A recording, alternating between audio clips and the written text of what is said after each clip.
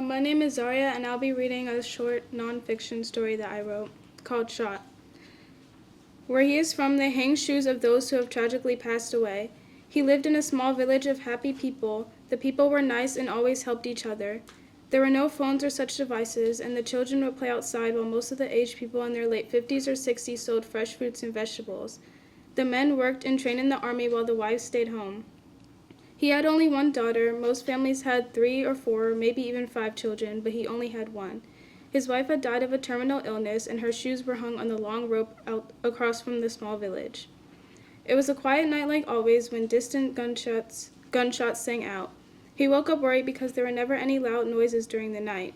He got a phone call not too long after, and he was told to report to the military base immediately. Once he arrived, he noticed men ages 18 to 55 in a straight line wearing different shades of green in the operational camouflage pattern. Things were never the same after that night. Where he lived, people older than you were known as your aunts and uncles, even if you weren't blood related. He had to leave his daughter behind, and she was left with 4 of her aunts while he headed to war.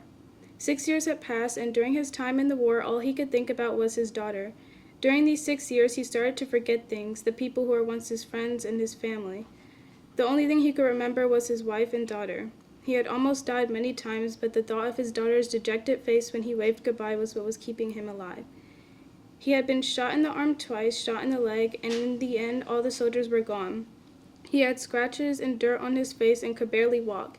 As he limped back home with a faint, weak smile, he paused as he saw his once happy town. It was a ghost town. The stands where the aged people would sell their fresh fruits and vegetables were ruined. The streets had not been swept, and the houses had fallen. The only house that was still standing barely was his. The village was empty, and his heart dropped with fear. He limped some more as he looked up, squinting his eyes from the bright sun.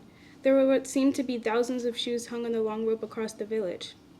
As he looked at each of the many shoes, he started to remember the people who once wore them. His head turned as he looked at each shoe, but he stopped as he noticed his wife's shoes. Next to her shoes were her daughter's shoes, his daughter's shoes.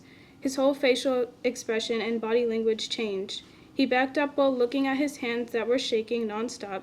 His mouth started to shiver, and he started hearing things. But it all stopped when he realized he had been shot in the back by an enemy.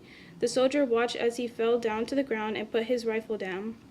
The soldier took off the fallen man's shoes and hung them beside his wife and daughters before returning to his army base with no remorse.